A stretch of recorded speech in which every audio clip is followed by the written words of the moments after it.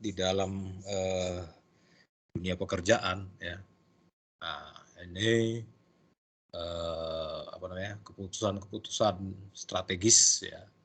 Nah, ini sangat dipentingkan, sangat diperlukan di saat sekarang ini ya, persaingan sudah sangat ketat ya. Oke, itu RPS-nya sudah saya share ya. Kalau Anda lihat di RPS-nya itu ada beberapa buku yang kita mungkin rujuk ya. Saya rasa ini bisa nanti Anda download sendiri ya.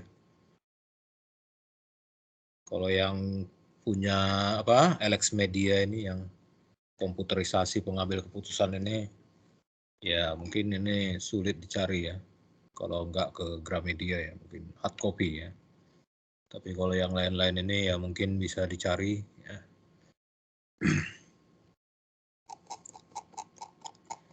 Ya, jadi kuliah kita pertama ini ya, kalau kita lihat di RPS ini, pengambilan keputusan manajerial dan sistem informasi manajemen ya. Nah, mungkin saya memberikan kesempatan dulu kepada Anda ya. Kira-kira di mata kuliah kita ini tujuannya apa gitu ya, atau apa yang akan kita ingin capai di mata kuliah kita ini ya, atau gambaran Anda tentang mata kuliah ini seperti apa. Oke, silakan, siapa duluan? Ini kita ada 22 nih ya. Yang absen tadi baru ini ya, baru 19. Siapa dulu? Ya, saya harap ini kuliahnya interaktif ya. Oh, ini udah 22 ya. Yang absen udah 22, udah full. Oke, siapa duluan? Silakan.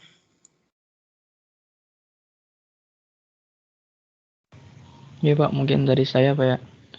Kalau saya nerka-nerka, kalau sistem pendukung keputusan tuh kayak cocok bakal dilakukan oleh seorang manajer pengambil keputusan, terus memerlukan banyak informasi sih biar keputusannya tuh dianggap bernilai, bukan sesuatu yang kecerobohan gitu. Jadi bakal intinya menjadi manajer yang baik gitu, pemilihannya berdasarkan informasi yang ada. Ya. Ya, informasi-informasi yang ada ini yang kalau istilahnya di sistem itu sebagai inputan kita ya. Nah, jadi inputannya apa, nah nanti kita olah, nah outputnya apa ya. Suggestion atau nasihatnya nanti atau keputusannya nanti apa. Ya. Yang lain mungkin?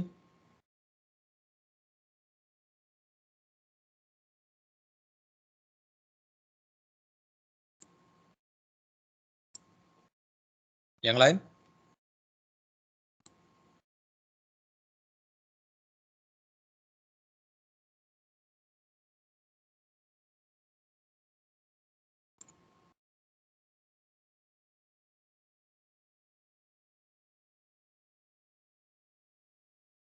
Halo, yang lain?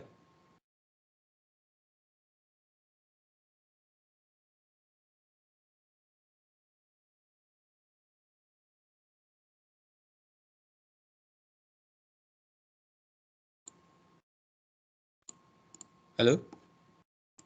Halo? Halo Pak Indah, Ya, mungkin ya. dari saya.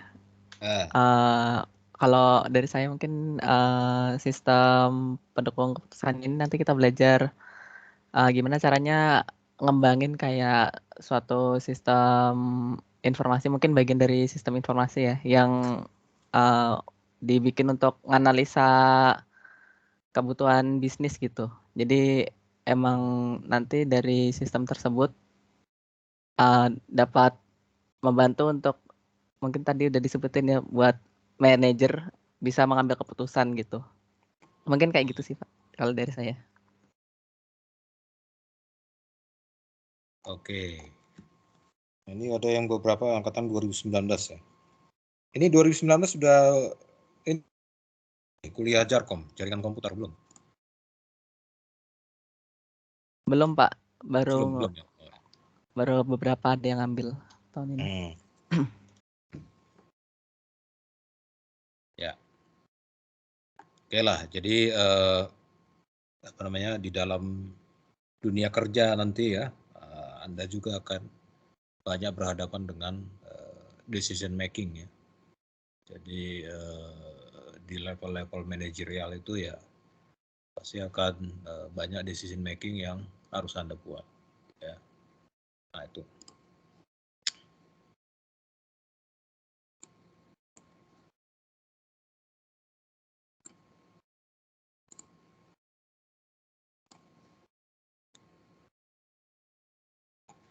Ya, jadi hari ini kita akan pengantar melihat konsep dasar dari sistem pendukung keputusan. Ya.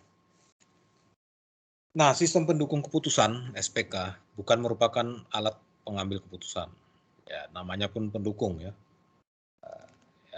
pendukung ya. Tapi bisa jadi walaupun dia pendukung, tetapi akhirnya diambil keputusan sesuai dengan saran dari pendukungnya ya. Melainkan merupakan sistem yang membantu pengambilan keputusan untuk melengkapi informasi dari data yang telah diolah secara relevan dan diperlukan untuk membuat keputusan tentang suatu masalah dengan lebih cepat dan akurat. Ya, jadi kalau kita berbicara tentang pengolahan data dan pengambilan keputusan yang lebih cepat dan akurat, pasti komputerisasi ya. Makanya yang buku kita nomor 2 ini mungkin kalau nanti Anda punya PDF-nya ya mungkin bisa di-share ya. Mana tadi?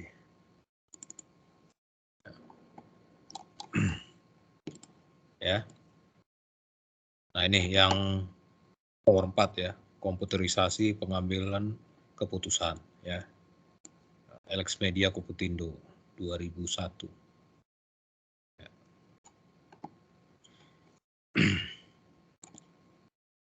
Ya, jadi intinya ya pengolahan data ya, ini tadi ya.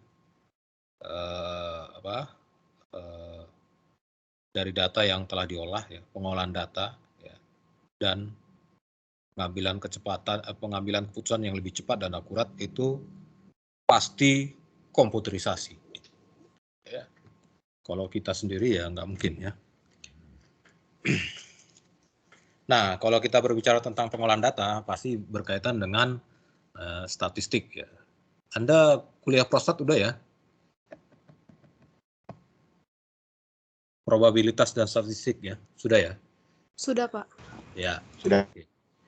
Nah, di situ kan banyak ya metode-metode yang fungsi-fungsi yang bisa kita gunakan untuk pengolahan data ya. Nah, nanti kalau lebih lanjutnya lagi, kalau datanya itu banyak ya, berkaitan dengan data mining dan big data analisis ya. Ya.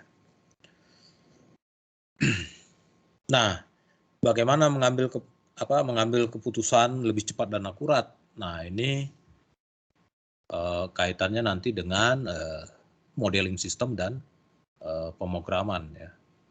Nah, jadi nanti ada inputan data ya, masuk ke dalam aplikasi kita ya, diolah oleh komputer. Nah, nanti akan dihasilkan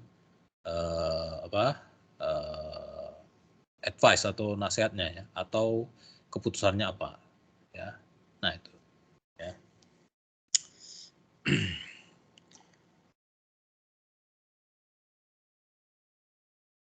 Sehingga sistem ini tidak dimaksudkan untuk menggantikan pengambilan keputusan dalam proses pembuatan keputusan. Ya, tetap aja pengambilan keputusan itu tetap aja di sisi manajerial ya, atau ya namanya support, tetap aja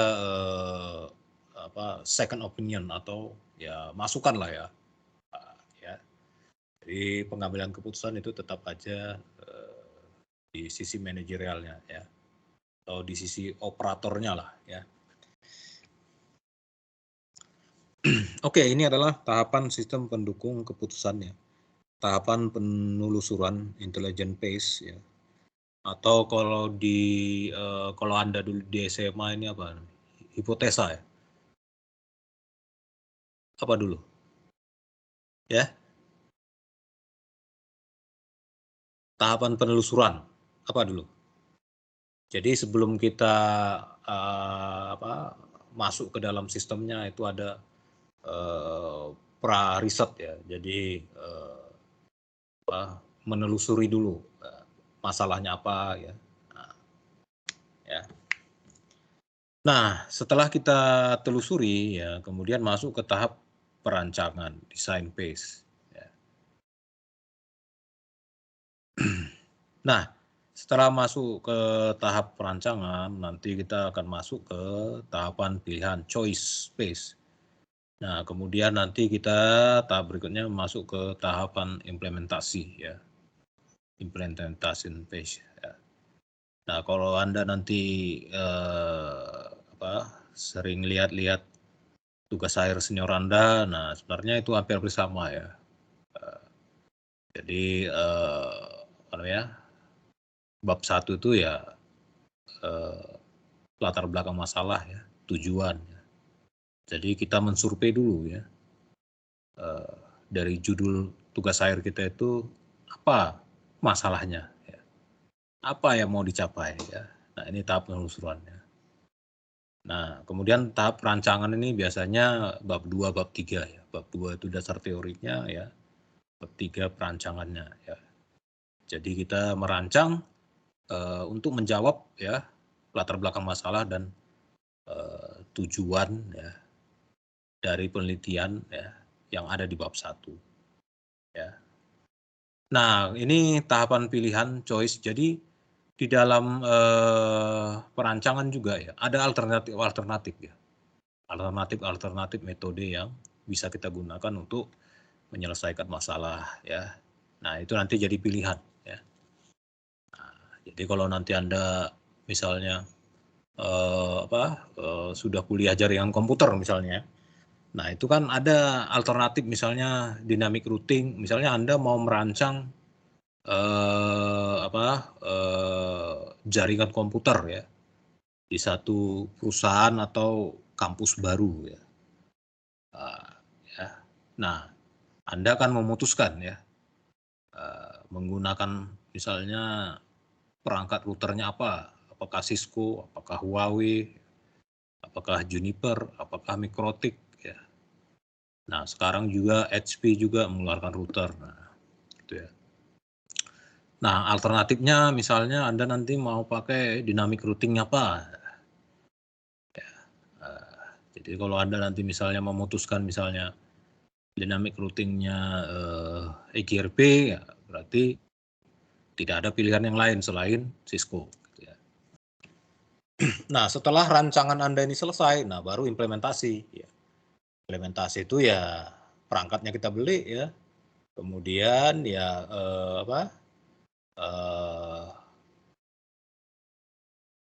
ya kita rakit, ya. Kita implementasikan. Ya. Itu dia. Ya. Jadi harusnya setelah tahapan implementasi ini ya tetap juga kita maintenance atau troubleshooting-nya itu juga ada ya keputusan yang harus kita pertimbangkan ya. Jadi istilahnya kalau sudah diimplementasi ya sistem yang kita rancang itu sudah berjalan ya. Nah, itu kan perlu ada tahapan berikutnya itu monitoringnya ya atau troubleshoot-nya kalau terjadi masalah ya. Troubleshoot itu kalau ada terjadi masalah ya keputusannya bagaimana ya. Nah, itu. Ini kalau kita bicara sistem yang lengkap ya. Ya, kemudian karakteristik sistem pendukung keputusan. Mendukung proses pengambilan keputusan menitik beratkan pada manajemen by perception. Ya. Jadi pengambilan keputusan ya titik beratnya tetap pada manajemen by perception. Perception ini pendapat atau cara pandang ya. Adanya interface manusia, mesin, di mana manusia user tetap memegang kontrol proses pengambilan keputusan. Ya, jadi kalau mesin itu kan dia berdasarkan program yang Anda berikan ya. Jadi kalau Anda memprogramnya A ya dia akan menjalankan seperti A. Ya. Nah gitu. Tapi tetap aja ya namanya user atau manusia itu tetap menentukan ya keputusannya. Jadi ini adalah support decision ya. Jadi pendukung keputusan. Mendukung pengambilan keputusan untuk membahas masalah terstruktur, semi terstruktur, dan tak terstruktur. Ya. Jadi ada yang terstruktur, ada yang semi terstruktur, dan tak terstruktur. Nah, jadi misalnya kalau yang tak terstruktur itu ya berarti sesuatu keputusan yang urgent ya, yang darurat ya. Nah, jadi kalau darurat itu kan dibatasi waktu dan sumber daya. Ya. Nah, misalnya kalau Anda nanti manajer di suatu perusahaan IT misalnya, terus dapat tender misalnya ya, terus tiba-tiba tendernya itu membutuhkan suatu instalasi jaringan komputer, sedangkan Anda tidak bisa. Ya, keputusan tercepatnya itu adalah disubkonkan ya, disubkontrakkan ya, disubkontrakkan dengan perusahaan lain yang memang expert di bidang jaringan komputer. Ya. Jadi itu keputusan yang urgent ya, karena yang namanya project itu kan harus tepat waktu. Ya, hal-hal seperti itu memang keputusannya nanti di usernya ya, di manajernya ya. Nah itu. Memiliki kapasitas dialog untuk memperoleh informasi sesuai dengan kebutuhan. Ya. Jadi ada dialog untuk memperoleh informasi sehingga nanti apa yang kita putuskan itu sesuai dengan kebutuhan. Ya. Nah ini penting. Ya. Kemudian memiliki subsistem yang terintegrasi sedemikian rupa sehingga dapat berfungsi sebagai kesatuan item. Ya, jadi yang namanya suatu proyek besar ya, itu akan dibagi-bagi menjadi beberapa subsistem. Dan subsistem ini akan membentuk satu kesatuan. Ya. Kemudian membutuhkan struktur dan data komprehensif yang dapat melayani kebutuhan informasi seluruh tingkatan manajemen. Ya.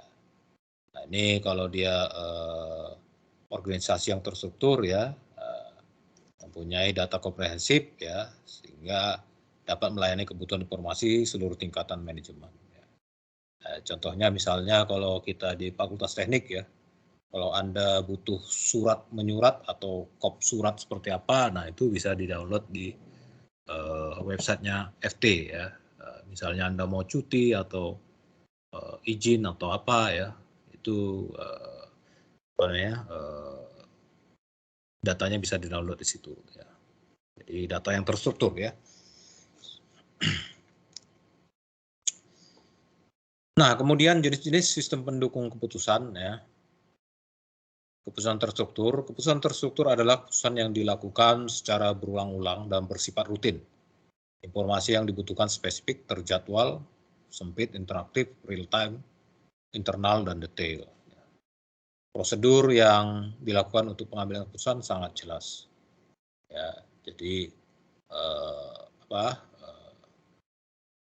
langkah-langkahnya ini jelas ya, terprogram ya. Nah, saya ambil contoh seperti ini ya. Di dalam dunia security ya, itu ada level-levelnya ya, dalam mengambil keputusan. Ya.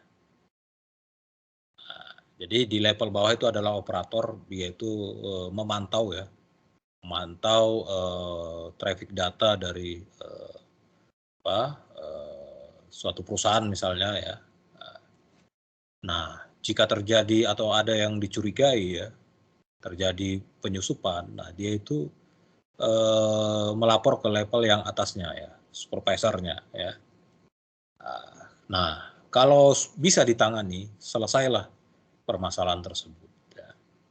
Tapi kalau tidak bisa ditangani, dia supervisor akan melapor ke tingkat di atasnya, manajernya. Ya. Itu dia ya. Jadi ada level-levelnya ya dalam mengambil keputusan ya, berkaitan dengan security systemnya. Ya. Nah itu kalau Anda nanti ikut kuliah keamanan jaringan itu ada ya level-levelnya, dan sertifikasinya juga ada ya. Jadi kalau Anda mengikuti misalnya sertifikasi cyber security, cyber ops, nah itu level awal itu adalah level operator. Anda akan membaca ada threat, ancaman ya, penyusupan ya, Trojan horse, virus ya, atau DDoS ya ini ya. Nah itu Anda membacanya ya. Biasanya kita pakai program yang gratisan, bisa Wireshark atau ya program-program aplikasi yang lain ya. Tapi pada umumnya banyak yang pakai Wireshark untuk melihat paket data, paketnya ya. Itu level operator ya. Jadi ketika ada threat, ancaman ya, operator itu akan melapor ke tingkat yang di atasnya, supervisor ya. Jadi kalau supervisor bisa mengambil keputusan ya untuk menyelesaikan masalah itu, ya selesainya di situ ya. Jadi hierarkinya jelas ya. Jadi terstruktur ya. Keputusan ini terutama dilakukan pada manajemen tingkat bawah. Contohnya keputusan pemesanan barang dan keputusan penagihan piutang, menentukan kelayakan lembur, mengisi persediaan dan menawarkan kredit pada pelanggan. Ya. Nah ini kalau dari sisi perdagangan ya. Tapi kalau tinjauan kita dari sisi teknologi informasi ya sesuai dengan konsentrasi kita ya mungkin contoh yang saya berikan tadi itu ya sebagai gambaran ya bahwa itu adalah sistem pengambilan keputusan yang terstruktur ya. Kemudian semi terstruktur ya. Keputusan semi terstruktur adalah keputusan yang mempunyai sifat yakni sebagai keputusan dapat ditangani oleh komputer dan yang lainnya tetap harus dilakukan oleh pengambil keputusan. Informasi yang dibutuhkan fokus, spesifik, interaktif, internal, real time, dan terjadwal. Ya, jadi keputusannya ini dia sebagian besar ditangani oleh komputer. Ya. Nah ini sebenarnya zaman sekarang ini ya banyak seperti ini. Karena kalau mengandalkan manusia, ya, human error-nya kan cukup tinggi. Ya. Jadi kalau komputerisasi itu error-nya akan lebih kecil ya, yaitu ya, dan dia akan lebih cepat.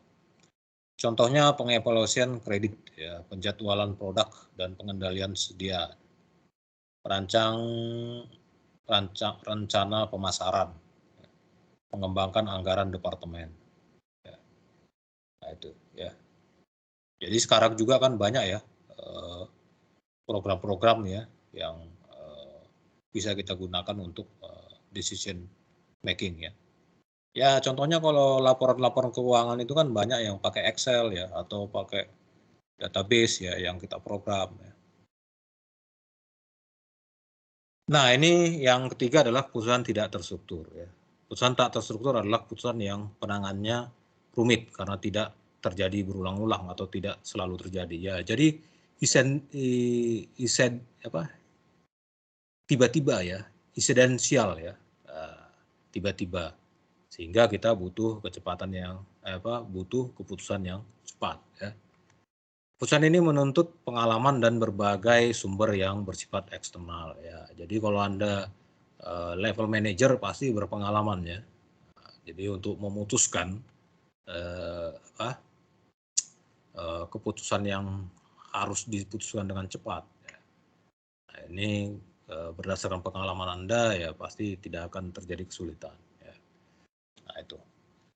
Keputusan ini umumnya terjadi pada manajemen tingkat atas. Ya. Informasi yang dibutuhkan umum, luas, internal, dan eksternal. Atau pengembangan teknologi baru. Keputusan untuk bergabung dengan perusahaan lain. jabatan eksekutif. Ya, nah ini. Jadi kalau di level kita di kampus misalnya ya, di Undip ya. Nah, jadi keputusan untuk mengembangkan misalnya perangkat server. Nah, ini biasanya levelnya itu level atas ya, level rektorat ya. Jadi pengembangan server supaya misalnya SSO-nya lancar ya, siapnya lancar ya. Itu dia.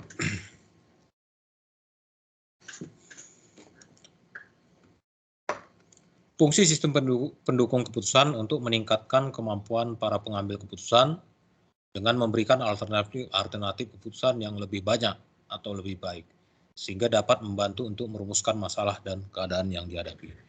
Ya, makanya kalau nanti Anda di dalam perusahaan, inilah gunanya rapat ya. Ada rapat koordinasi, ada rapat evaluasi, ya macam-macam ya. Jadi Anda misalnya kalau nanti manajer suatu perusahaan ya, Anda akan mendapatkan masukan-masukan ya dari bawahan Anda sehingga bisa diputuskan keputusan yang mau diambil ya. Nah itu. Ya, jadi ada alternatif keputusan ya. Nah, di dalam organisasi ya, mungkin ini sesuatu yang menarik ya. Dan saya lihat juga di pemerintahan kita mengadopsi cara yang sama. Ya. Anda tahu ini ya, Ford Company ya, tahu ya, Ford ya, otomotif asal Amerika, tahu ya? Tahu Pak. Tahu ya. Nah itu kalau tidak salah itu pendirinya Ford bersaudara ya. Benar nggak ya? Salah ya? Iya Pak, kalau nggak salah ya dari keluarga Ford bersaudara itu yang bikin perusahaannya. Nah, saya pernah baca ininya, sejarahnya ya. Jadi ketika mereka rapat gitu ya, level manajerial mengambil satu keputusan, itu pimpinannya itu tidak akan memutuskan kalau di dalam rapat itu tidak terjadi perdebatan anggota-anggota rapat. Jadi kalau istilahnya tidak ada perdebatan, berarti kan di sini tidak ada alternatif ya. Alternatif keputusan. Bentar ya.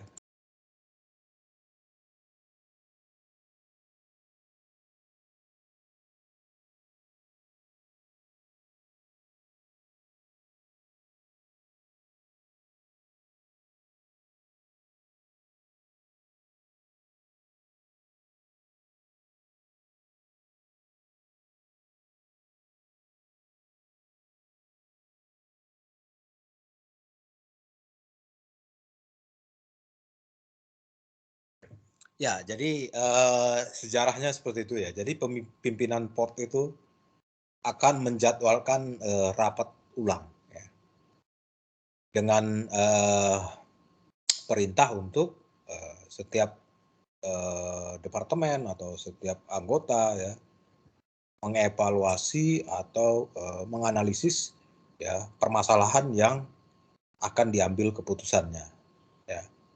Nah, contohnya ya seperti di Indonesia ya. Dulu kan Ford itu kan ada ya ininya ya, ATPM-nya ya. Nah, misalnya wah ini kita harus hengkang dari Indonesia gitu.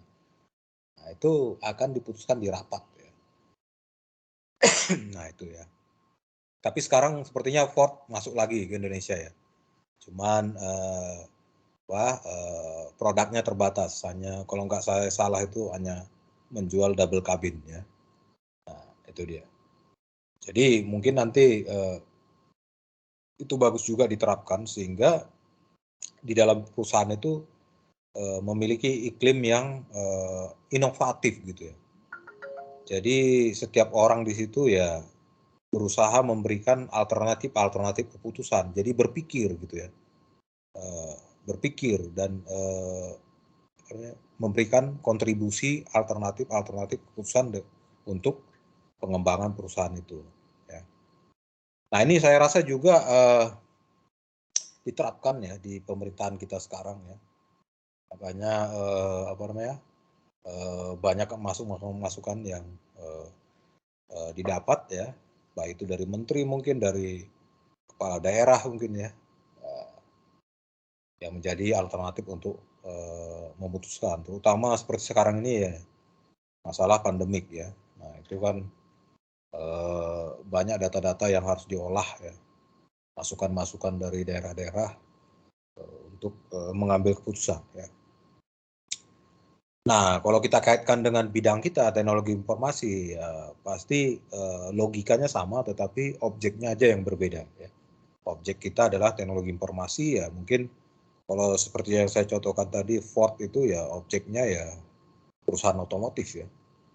Kalau kita kan ya berkaitan dengan perusahaan TI ya, teknologi informasi.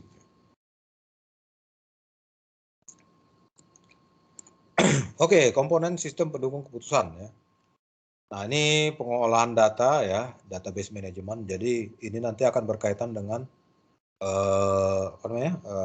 statistik ya. Dan berkaitan juga dengan ini big data analitik ya. Data mining juga ya. Kemudian ini pengelolaan model ya. Jadi data-data itu harus kita modelkan ke dalam model matematis ya. Makanya di dunia akademisi, modeling itu memiliki peranan penting. Ya. Ibaratnya kalau Anda dulu di statistik ya, Anda punya 1000 data. Ya. 1000 data itu kan Anda bisa modelingkan. Misalnya persamaan linier, Y sama dengan MX tambah C. Ya.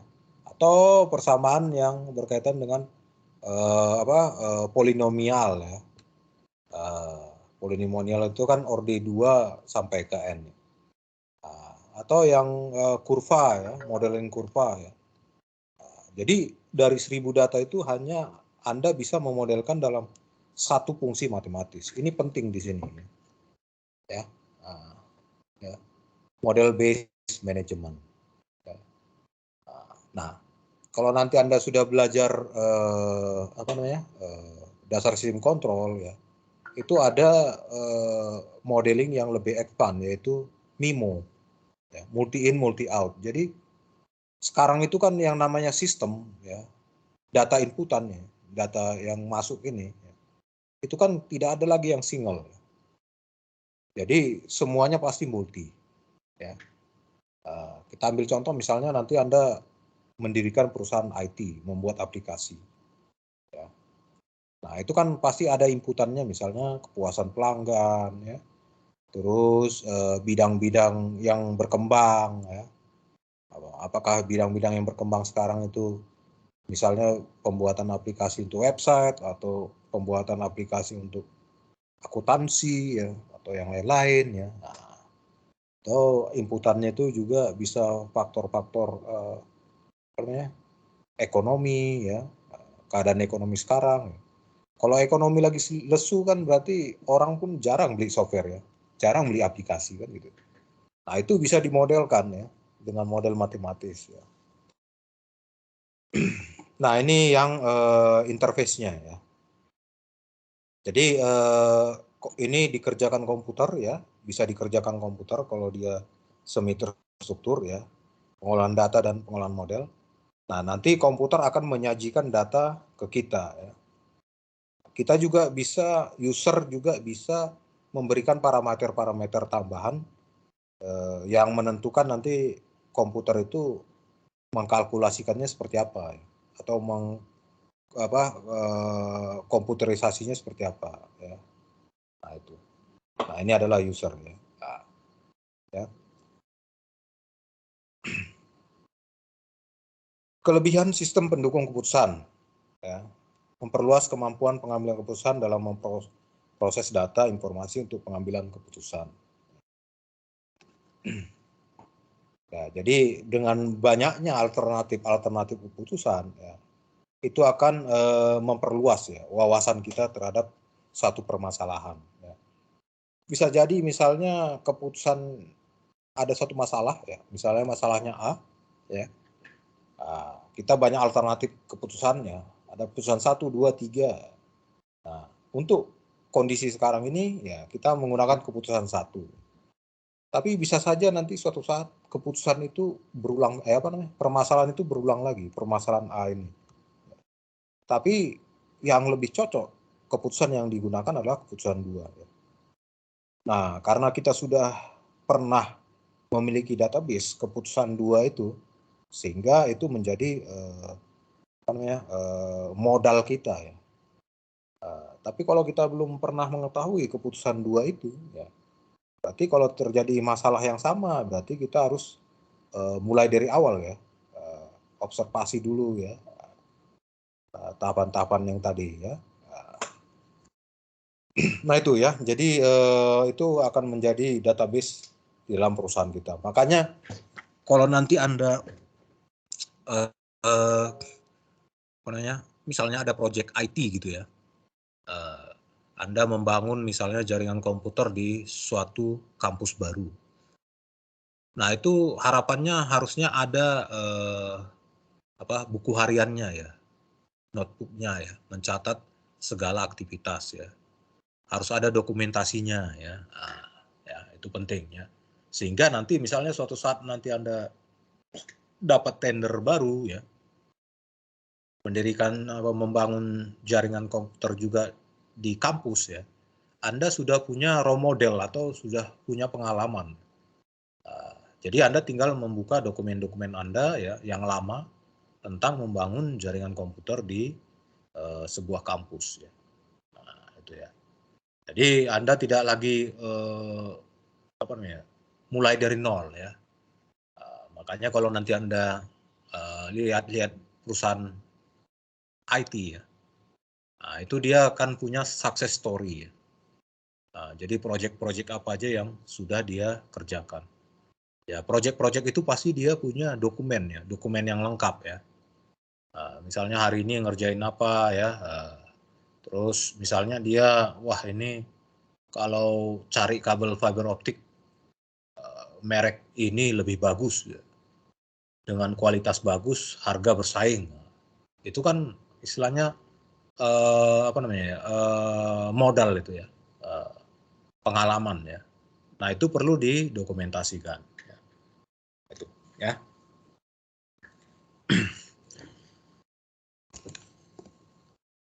Kemudian menghemat waktu yang dibutuhkan untuk memecahkan masalah. Apalagi kalau dia semi terstruktur ya, dibantu dengan komputerisasi. Nah itu akan jauh lebih cepat. Terutama berbagai masalah yang sangat kompleks dan tidak terstruktur ya. Menghasilkan solusi dengan lebih cepat dan hasilnya dapat diandalkan. Mampu memberikan berbagai alternatif dalam pengambilan keputusan. Meskipun seandainya sistem pendukung keputusan tidak mampu memecahkan masalah yang dihadapi oleh pengambil keputusan, namun dapat digunakan sebagai stimulan dalam memahami persoalan. Ya. Jadi sekali lagi sistem pendukung keputusan bukan yang mengambil keputusan ya. Yang mengambil keputusan tetap aja di level manajer ya.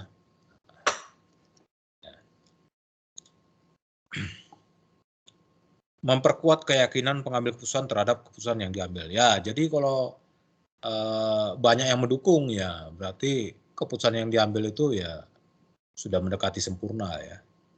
Kan gitu ya. Jadi kalau Anda misalnya banyak yang mendukung Anda jadi ketua himpunan ya, berarti Anda didukung oleh mayoritas mahasiswa di elektro misalnya ya, kan gitu. Sehingga nanti Anda akan bekerja banyak yang mendukung ya.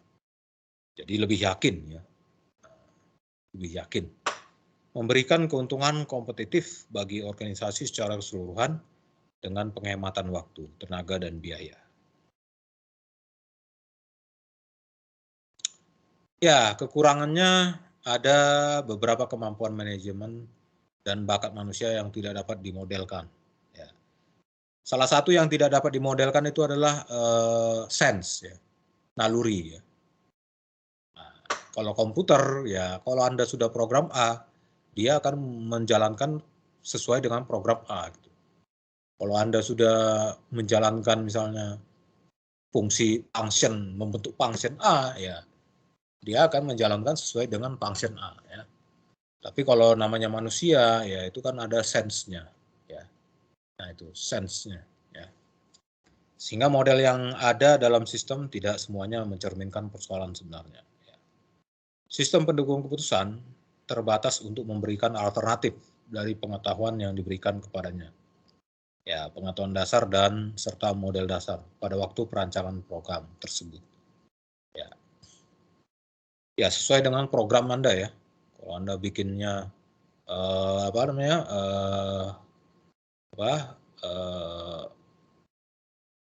istilahnya mencari akar-akar dengan memfaktorkan, ya dia akan mencari akar-akar dengan memfaktorkan. Tapi kalau Anda misalnya memprogramnya mencari akar-akar persamaan kuadrat itu dengan determinan atau program ABC, ya dia akan mencari seperti itu, ya. Nah itu, ya. Jadi berdasarkan model atau program yang kita buat. Proses-proses yang dapat dilakukan oleh sistem pendukung keputusan biasanya tergantung juga pada kemampuan perangkat lunak yang digunakan. Ya, jadi kalau perangkat lunak yang Anda gunakan misalnya Microsoft Excel misalnya, nah itu kalau nggak salah saya berapa batasan rekodnya? Ada yang tahu? Berapa rekod itu? Microsoft Excel. Bisa sampai 1 juta rekod. Tahu rekod ya? Ya? Nggak tahu ya? Ya. Jadi yang namanya perangkat lunak juga pasti ada batasannya. Ya. Harus selalu diadakan perubahan secara kontinu untuk menyesuaikan dengan keadaan lingkungan yang terus berubah agar sistem tersebut selalu up to date. Jadi itulah perlunya evaluasi. Ya. Jadi di dalam satu perusahaan juga pasti ada rapat evaluasi. Mengevaluasi sistem yang yang akan kita rancang atau sistem yang sudah berjalan. Ya. Kalau sistem yang berjalan misalnya apakah ada keputusan-keputusan yang lain yang harus kita ambil ya, untuk up to date ya, supaya sistem itu tetap up to date. Bagaimanapun juga harus diingatkan bahwa sistem pendukung keputusan dirancang untuk membantu mendukung pengambilan keputusan dengan mengelola informasi dan data yang diperlukan dan bukan untuk mengambil alih pengambilan keputusan. Ya, jadi SPK perlu ada pembatasan ya, bahwa itu adalah pendukung, bukan pengambil keputusan. Ya. Nah, manfaat sistem pendukung keputusan ya, memperluas kemampuan pengambilan keputusan dalam memperoleh data informasi bagi pemakainya. Ya. Membantu pengambilan keputusan untuk memecahkan masalah, terutama berbagai masalah yang sangat kompleks dan tidak terstruktur. Menghasilkan solusi dengan lebih cepat serta hasilnya dapat diandalkan. Menjadi stimulan bagi pengambil keputusan dalam memahami persoalan karena mampu menyajikan berbagai alternatif pemecahan masalahnya. Ya, jadi pengantar mata kuliah kita ini ya, sistem pendukung keputusan membantu menyelesaikan masalah semi terstruktur yang berbasis komputer, ya, yang membantu pembuatan keputusan berdasarkan masalah yang ada dengan menggunakan beberapa tahapan pengambilan keputusan secara beberapa metode. Sistem pendukung keputusan ini dapat meningkatkan efektivitas pengambil keputusan, bukan efisiensi pengambil keputusan. Jadi efektivitas. Ya. Dengan sistem tersebut, maka masalah-masalah yang bersifat tidak terstruktur ataupun semi terstruktur dapat diselesaikan. Ya. Nah, saya rasa ini aja sebagai pengantar ya. Nah, RPS-nya itu sudah saya upload, kemudian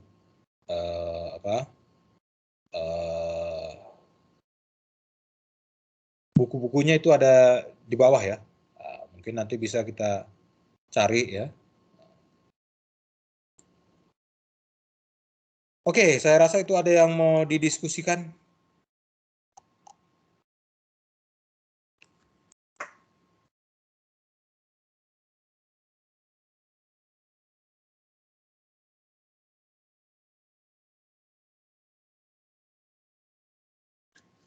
Ada yang mau didiskusikan?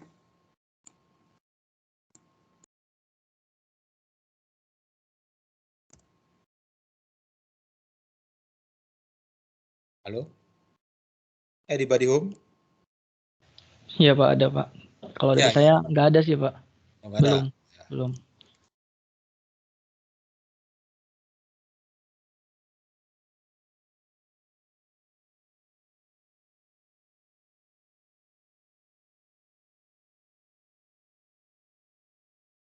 Yang lain?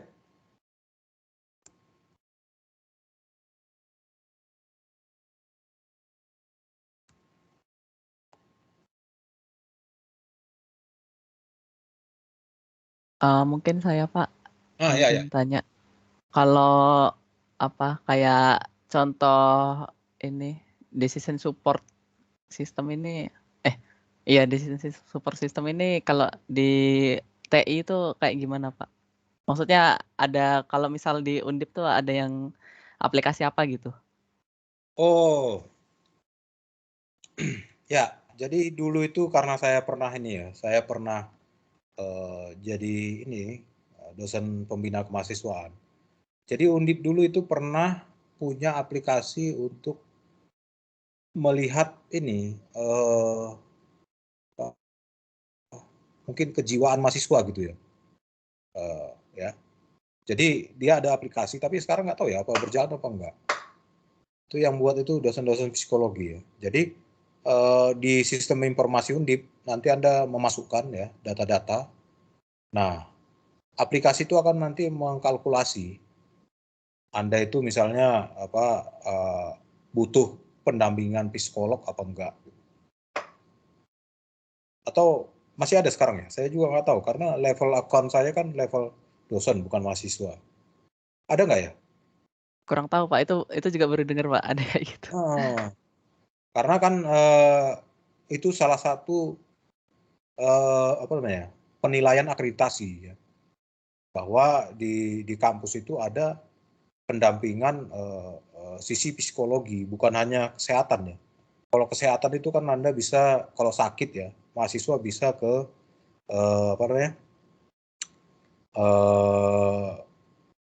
yang ini ya, rumah sakit Undip itu yang ini ya, yang dekat pom bensin Undip ya. Nah itu ya.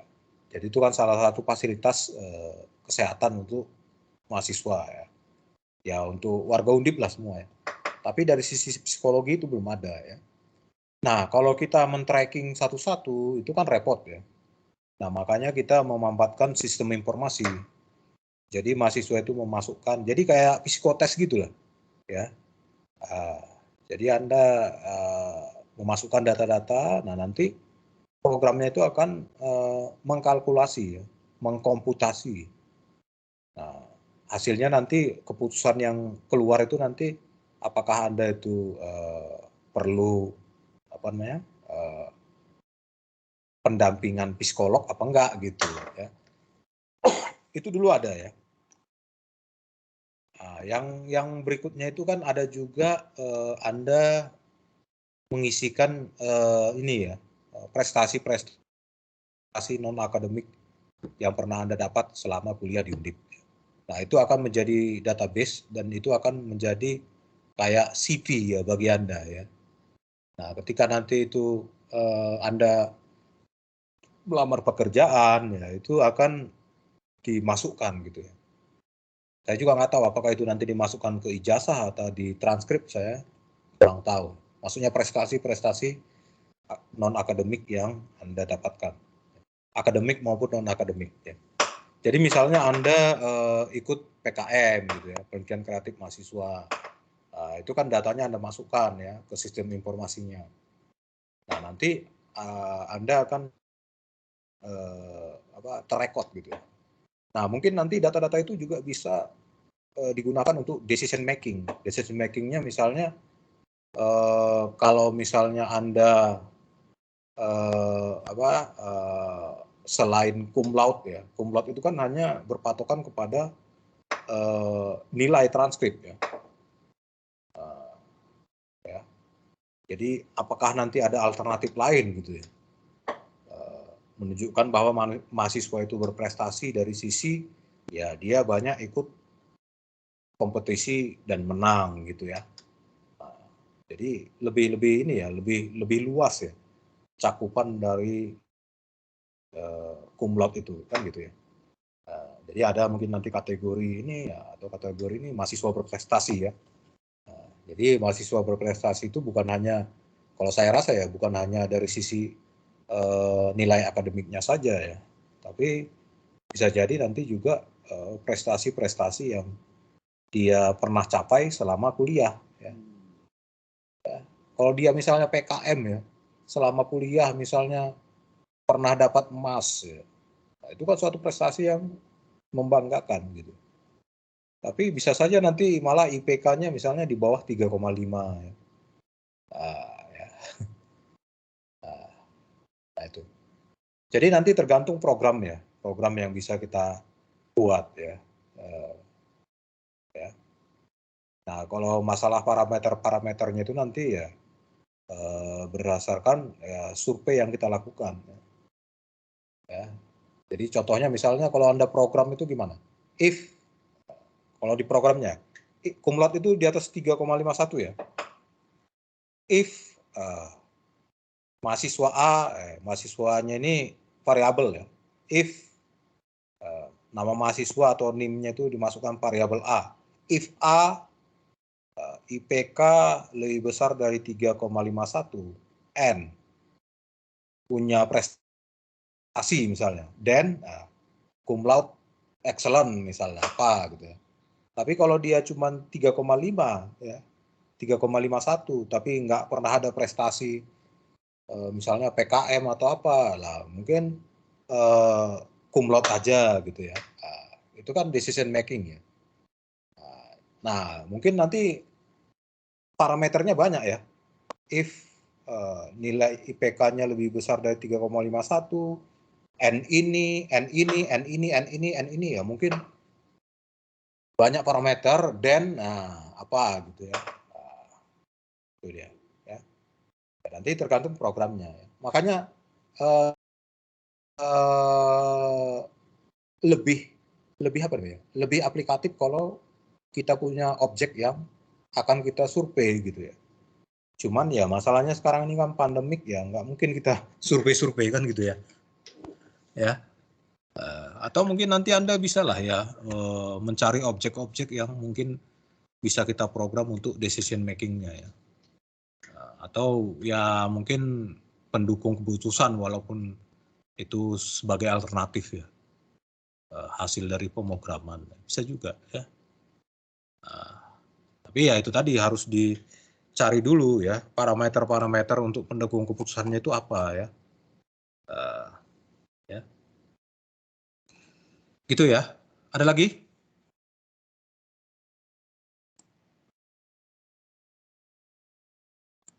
Halo? Nah, Baik, Pak. kalau Tadi di cukup, Pak, dari saya. Oh ya, kalau dari ini mungkin nanti bisa juga Anda lihat-lihat jurnal ya.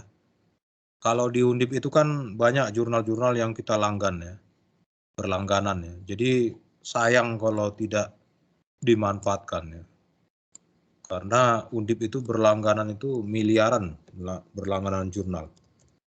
Nah, kalau Anda mengakses Undip ini ya, dari jaringan Undip internal di kampus ya, ini Anda bisa langsung di bawah ini ya. Jadi ini banyak jurnal-jurnal, ada Scienderek ya, Spingerling ya, Oxford. Cuman IEEE kita nggak berlangganan ya. Kalau IEEE itu kalau nggak salah UGM berlangganan, UI berlangganan, ITB juga mungkin ya. Nah ini. Tapi kalau Anda misalnya dari luar ya, jadi kalau Spingerlink nanti gini ya, tinggal klik aja sini. Ini Spingerlink. Nah kalau Anda lihat di sini banyak ya, involving melibatkan decision strategi for computational intelligence agent ya. Banyak ini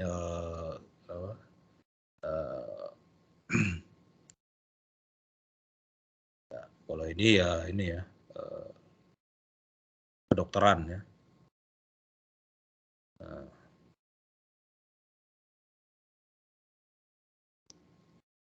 Ya jurnal-jurnal yang berkaitan dengan decision making terutama di dunia teknologi informasi ya.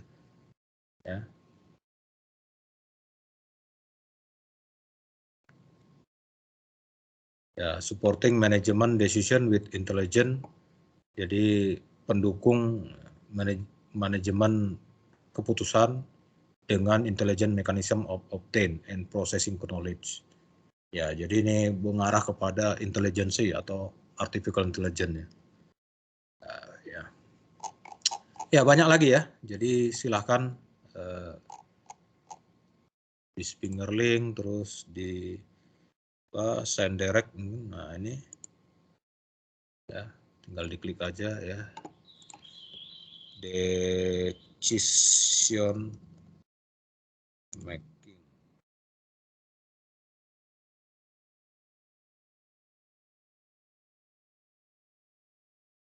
Salah ini.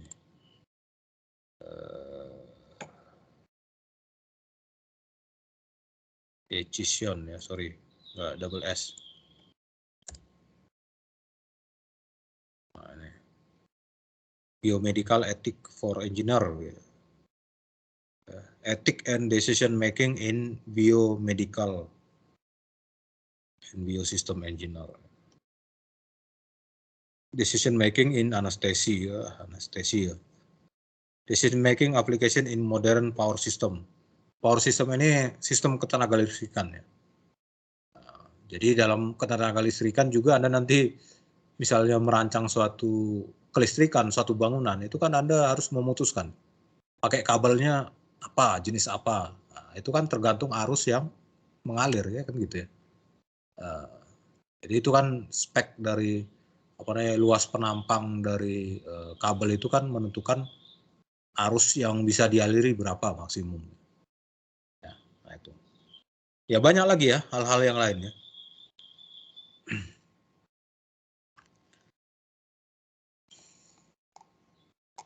Oke, saya rasa itu ya. Kalau ada lagi yang mau ditanyakan?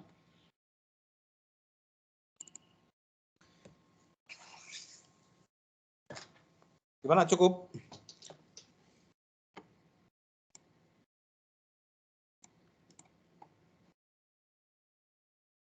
Halo?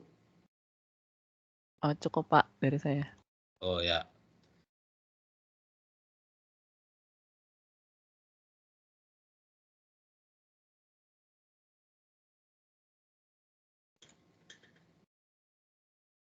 Oke, jadi kalau cukup saya rasa kita akhiri ya. Sampai jumpa minggu depan ya. Oke, selamat sore. Selamat belajar ya. Sore, Pak. Ya, buku-buku Sore, Pak. referensinya Terima kasih, Pak. silahkan dicari. Ya, oke. Baik, Pak. Terima kasih, Pak.